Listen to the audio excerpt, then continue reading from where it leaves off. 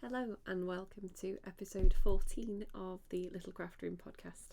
My name's Nicola. I run Little Craft Room on many different platforms, some of which you can find in the banner below. And yeah, this is just my little place where I talk about what I've been doing, crochet and knitting. I just like to chill with a hot drink. Today I've got some hot chocolate. I'm feeling the cosy today. So I've got myself Whittard of Chelsea cookies and cream flavoured hot chocolate. Although just extra decadence. I tend to find this just a little bit bitter, so I've added some vanilla syrup in there as well. So I'm really going for the cozy vibes today. And it's a perfect drinking temperature, so I'm gonna be drinking a lot of that in the next couple of minutes. I'm really leaning into it. I've got like the scented candle, hot chocolate, sweaters on. And yeah, I think it's partly because at the minute I'm going to work in the dark and I'm coming home in the dark, and when it's light it's dark. So yeah, I'm just kind of leaning into it at the minute. So why not? So I will start off with what I am wearing. So if I stand up and show you, there we go. So this is the Lawrenson sweater by Lily Kate Makes, and I have made this in James C. Brett Aztec Aran in the colour Pale Jade. So let's talk about yarn first. So this was actually the first garment I had ever knitted, ever. So actually I'm quite happy with that. I think it's pretty good. So as I said, James C. Brett Aztec Aran in Pale Jade. So it's an Aran weight yarn. It is 90% acrylic. Yes, 90% acrylic and 10% alpaca. Now, I will be honest, my skin doesn't like this yarn. It's really nice, and I like the yarn, but my skin doesn't, particularly on my chest and on like my upper back. For some reason it just doesn't seem to like this fibre combination. It's not like, allergy levels, it's just a little bit itchy, a little bit uncomfortable. So I think it's more of a sensitivity than anything else. But I do have other clothes, shop bought, not handmade sadly. I think I've got 3 others that have the same kind of fibre content as this, like an acrylic alpaca mix, and they all have the same effect. So I think maybe it's just that kind of combination of fibres my skin just has an issue with. I don't know, which I think is the only thing that's negative that I could possibly say about this, really. The yarn itself I don't have any problems with. It just seems to be that my skin takes issue with it, which is a little annoying, but it is warm. This is one of those where this sweater is perfect for those days where it looks warmer than it is. So like those early spring days where you think that you'd be kind of warm in the sun, and then you go out and you're like, actually no, there's a bit of a chill. Honestly, this is like perfect for those. And some credit for that does have to go to the yarn. So yeah, as I said, first ever garment that I've made. This was made in the 2021 lockdown here in the UK, the January one. So I had been knitting. I've known how to knit since I was about 7, like quite young. I knew how to knit and I knew how to purl.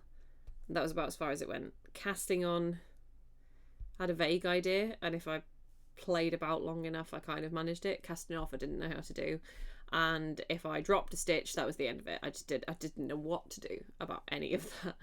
And then in about 2019 I decided to start playing about with knitting a little bit more, and trying to up my skills a little bit.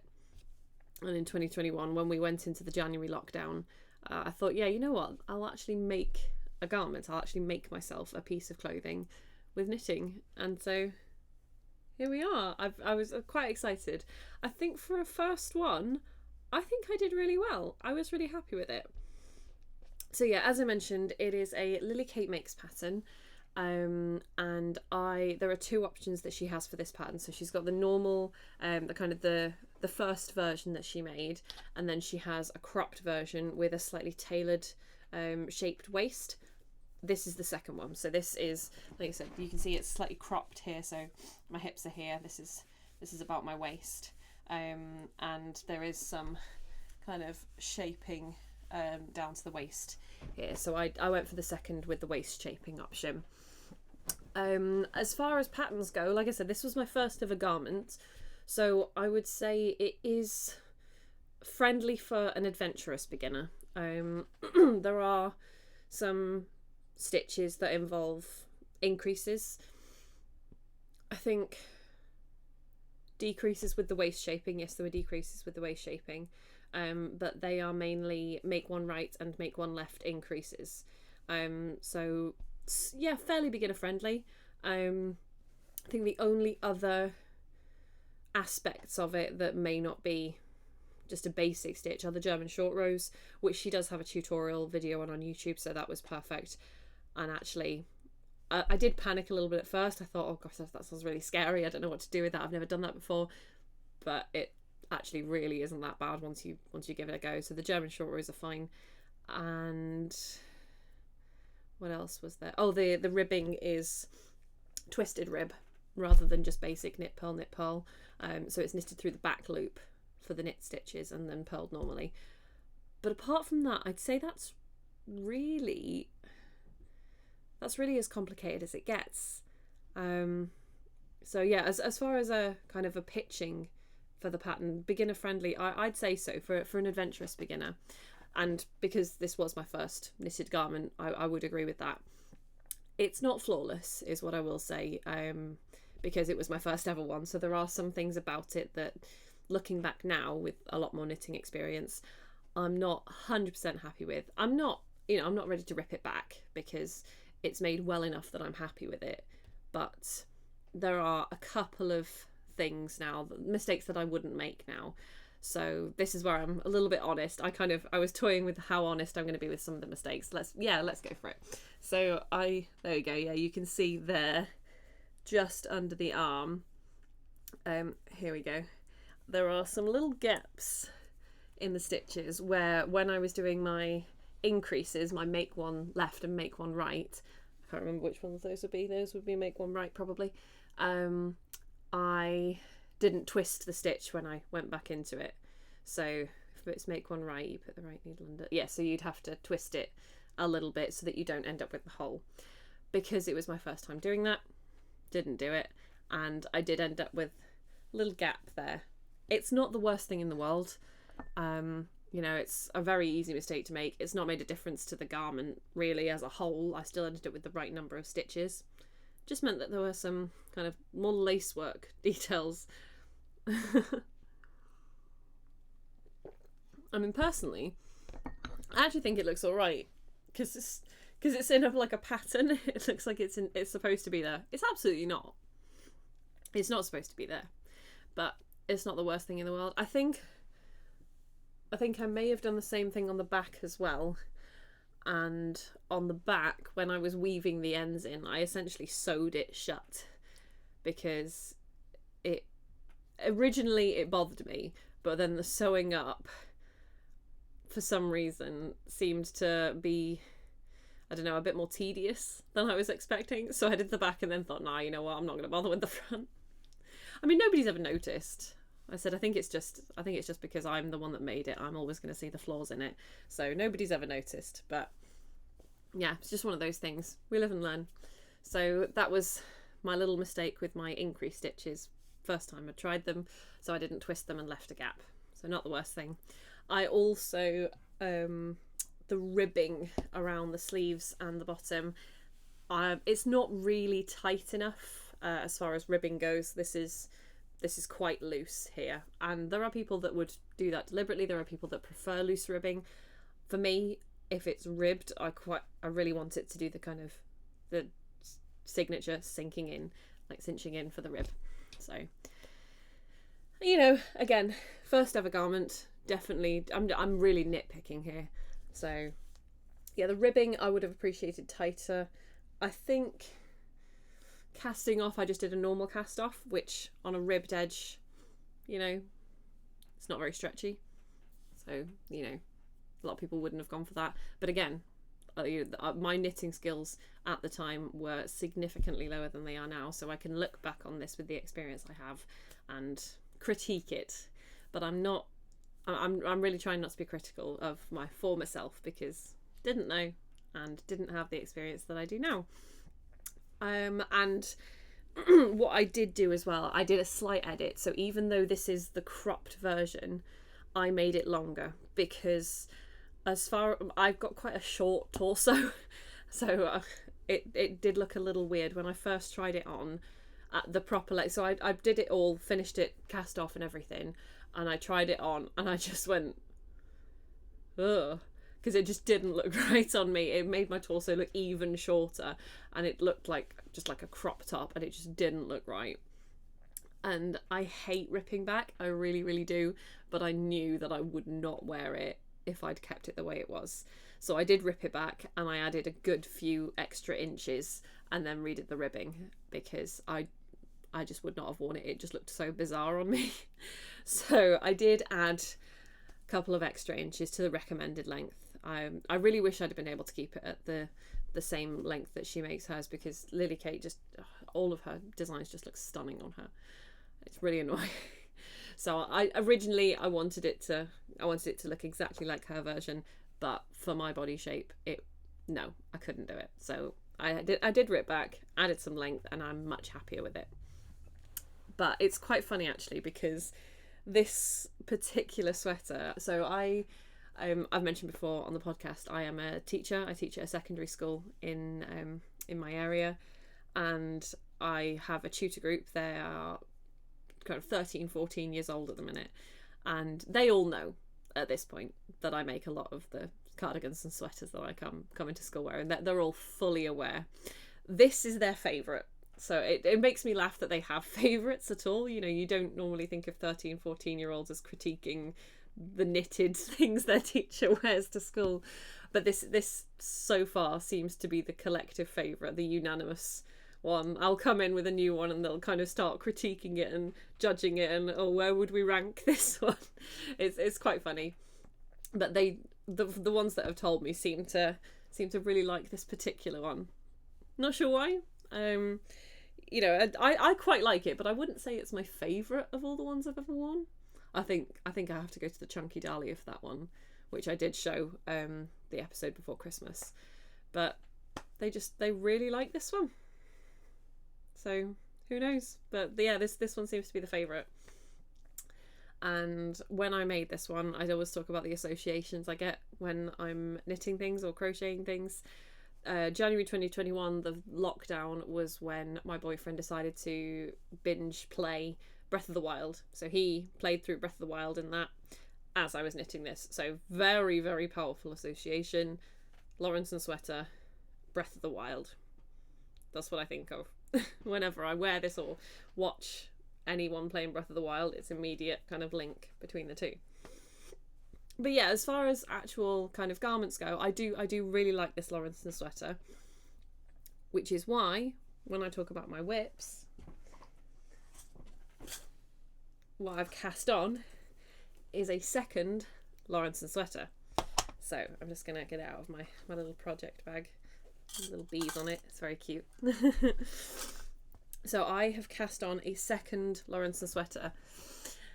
I cast this on Saturday. So actually, I've done a decent amount since Saturday. Part of me is surprised at myself. I really didn't expect to get this far in, 5 days? So this is the Lawrenson sweater Mark II. I have used for this one Malabrigo Rios yarn in the colourway Gris or Gris, or I'm probably pronouncing that wrong. There's probably a nice way to pronounce that. So Malabrigo Rios. I've had this yarn since the end of April, so I've known for a while that I was going to make a second version of this, and I think because I like this sweater and it's just the yarn, the itch factor on the yarn, and it bothers me that I can't wear this more. So I thought I would do a second one. So Malabriga Rios, it's 100% merino, which is very nice. It is superwash, but I don't know whether I've not really got much of an aversion to superwash. Maybe I will grow an aversion. I know that a lot of people don't like it. Personally, I'm okay with it. Ton of knitted blankets and you're an author for children's books. Oh, that's so lovely. We've just donated some blankets, actually. I've mentioned them on the podcast before. The children at my school made some crochet blankets to donate to an animal shelter because they really wanted to do like a community project. So I did that on Sunday. I went to the shelter to donate them on Sunday. So we sent them all off, and I should have prepared a picture really. So I actually took them to our local animal shelter and donated them. So that was really cute. But I love the idea of getting children involved, especially with crafts that aren't necessarily associated with children anymore. So that's lovely. Oh, thank you. Where was I? Yes, so Malabriga Rios, yes, superwash. I'm fine with superwash. If it's easier to take care of, then I'm all for having an easy life, to be honest. But maybe I will see what people don't like about it at some point. I don't know. But what I will say is that this is really soft. I can tell already my skin is going to be much happier wearing this. So it looks good so far. It's looking good.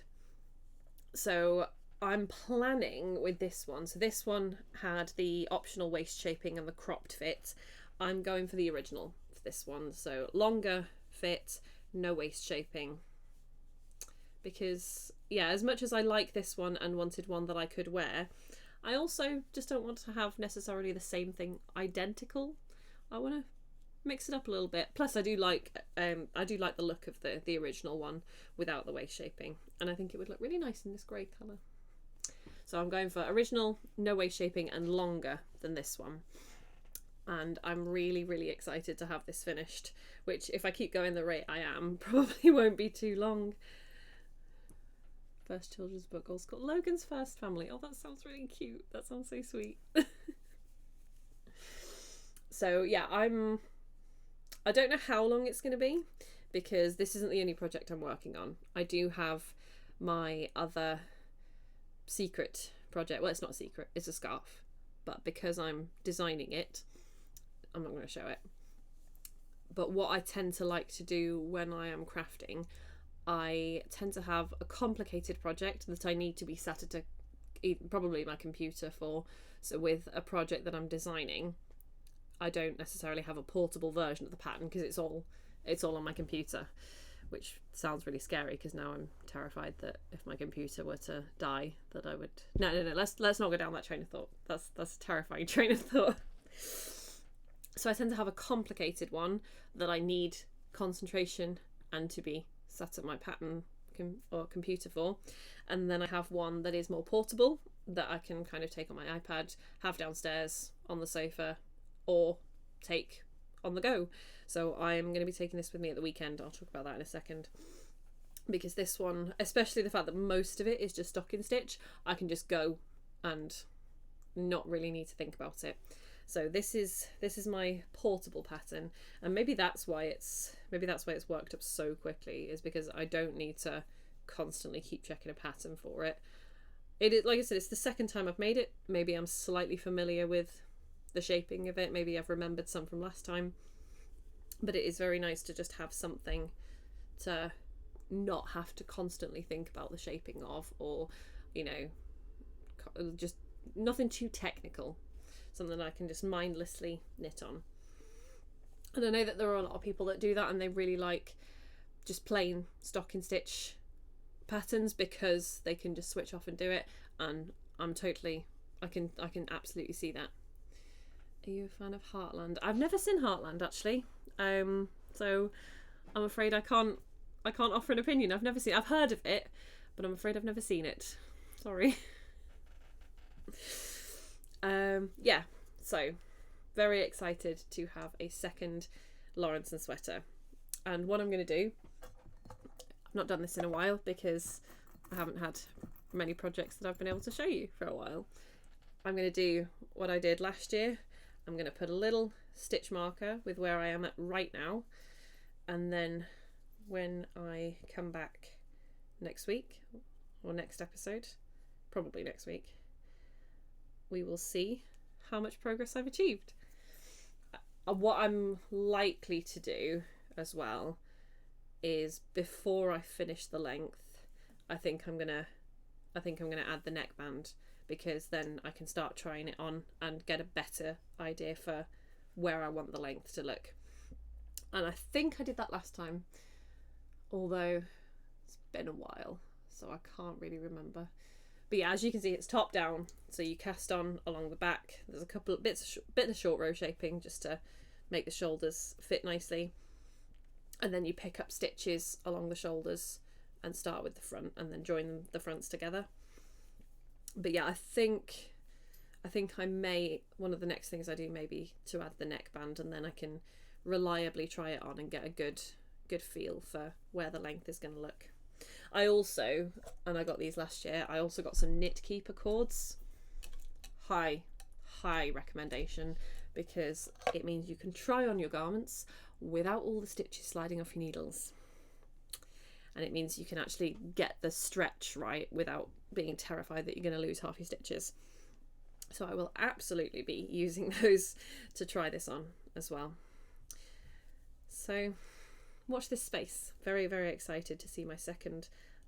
Yep, speaking of losing stitches, I've just gone and lost a load because my cord lock has failed.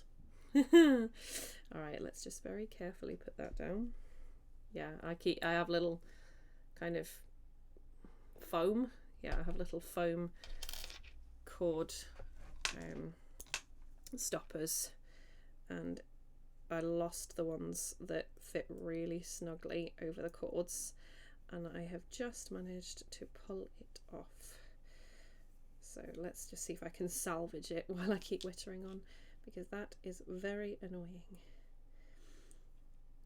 Luckily, this yarn seems to be kind of grippy, so the stitches are not immediately falling and just unraveling. A lot of them are staying put, she says. Have I got them all? I think I've got them all. I've lost my stitch markers. Where did that stitch marker go? Oh, I don't know. I shall have to find that later. That's annoying. I've lost my little bee stitch marker. Oh, I'll find it the second I stand up, probably.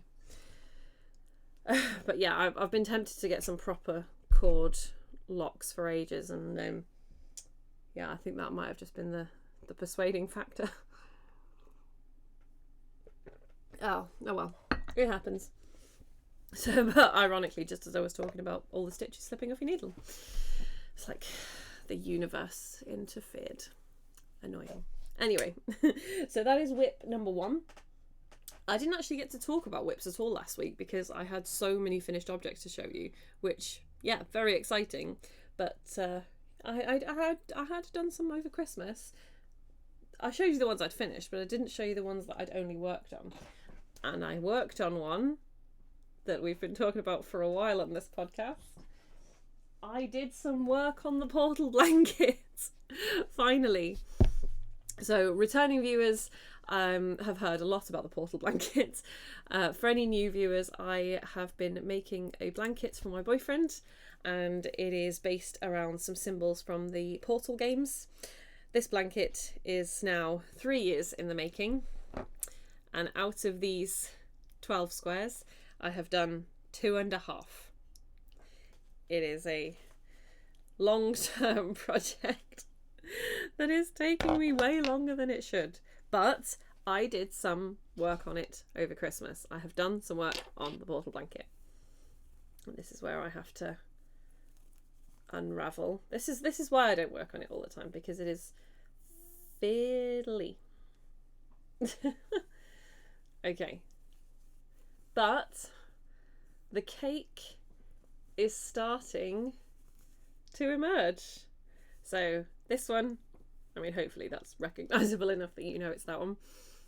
So I'm making the cake in the bottom corner, and we are starting to get something that looks like a cake. So I'm getting there. I'm making progress. This is good. Very excited. It's been long enough now. And one of the things that I am hoping to do is I'm actually going to start streaming games on this channel. Not on a Wednesday, because Wednesday's my podcast day, but maybe at a weekend I'm going to start game streaming. And I think the first game I've got to stream, it's got to be Portal, because I feel like I need something to kick me into doing this blanket. And maybe if I play the games, I mean, I've seen him play some of them. I know the premise of it, and you know, I'm very aware of some of the hilarious things that GLaDOS says. But I think if I actually play the games and enjoy it, I might go, you know what, I am gonna start doing the Portal blanket. Maybe, I don't know, that might be a bit optimistic of me. But I think I need to start doing something to hold myself a little bit more accountable for making this blanket, because he has been so patient waiting for this blanket, and I'm gonna finish it. If it's the last thing I do, I am finishing this blanket. So I'm gonna start streaming Portal. Probably won't be this weekend, maybe next weekend. We'll see. I'll have to look at my calendar. I say that like I'm really busy. I'm not super busy, but I'll have to just double check, make sure I'm not doing anything like at a specific time over a weekend. But yes, watch this space. There will be game streaming happening on this Twitch channel, starting with Portal. I have both Portal games as well, so I can do Portal 1 and Portal 2. I don't know whether these symbols are from both or just one, but this is my chance to find out. What row am I on? So I know I'm on row 39. Okay, so I am about halfway through, because if I remember correctly, these squares are they 80 rows tall? 80 or thereabouts. So I'm about halfway through on the cake. Yeah, that does look about halfway actually, yeah, because it's the third little icing layer. Whatever's in it would be chocolate icing. I'm going to say chocolate because I like chocolate. So I'm going to finish it, and I'm going to move the stitch marker, because last time I showed this on the podcast, no, it wasn't last time I showed this, last time I worked on this, I think we're probably talking about September, last time I actually did any work on this, I was up to there. So I did all of that over Christmas. So from here up, which is good. Relatively speaking. Maybe I should do, I don't know, if anybody has TikTok, there was a crocheter, and I can't for the life of me remember their name, and they were doing a Marauders map blanket, and honestly it was beautiful, it was so gorgeous, and they were posting updates about where they were up to with this blanket. Maybe I need to start doing something like that. Like I said, I'm just on any way to hold myself accountable to this at the moment. But this is another one where I need to be sat at the computer, because the design is complex enough that I just need to constantly be sat looking at the graph pattern, which I've done using Stitch Fiddle, which is very, very good. I would highly recommend. There is a free version, and then there's a premium version, but I've done this on the free version. I'm considering getting the paid version though, because I use it quite a lot. Really like it. But point is, some work has been done on the Portal blanket. It is not sitting gathering dust in a corner. So it's happening. It's happening slowly. I think I mentioned last time as well, some of my students have now started asking about the Portal blanket. They're like, "Oh, so how are you getting on with that blanket?" I'm like, we don't talk about the Portal blanket. So even the students are starting to call me out on it now. Did I put that back? Yeah, I did. Panicked that I didn't put the stitch counter back. So let's get rid of that one. Speaking of holding myself accountable for things, I did mention last time that I have decided to join the Rachel is Knitting 2023 gram knitting challenge. So your goal is during 2023 you will use 2023 grams of yarn from your stash. According to her rules, new yarn that you buy is acceptable. I'm going to try and get most of it from my stash. I'm going to try and avoid buying more and then having that count, because there are some yarns in here that have been waiting several years, and I'm not even including the portal blanket in that. There are some other ones that have been waiting several years to finally come out into fruition. So I'm going to do my best to use yarn that I already have, but I've decided to make myself accountable, and I don't know whether this is... I may have been procrastinating doing it, but I'm hoping that in the long run it does work. So I am quite a fan of bullet journaling. I don't do it as often as I'd like. I don't get time to do it as often as I'd like, unfortunately. I'm a very busy person. But I thought maybe there was a way that I could incorporate bullet journaling and monitoring my 2023 gram knitting challenge. So over the weekend I just did that. It's nothing complicated. There are far better knitting challenges or far better bullet journal kind of spreads.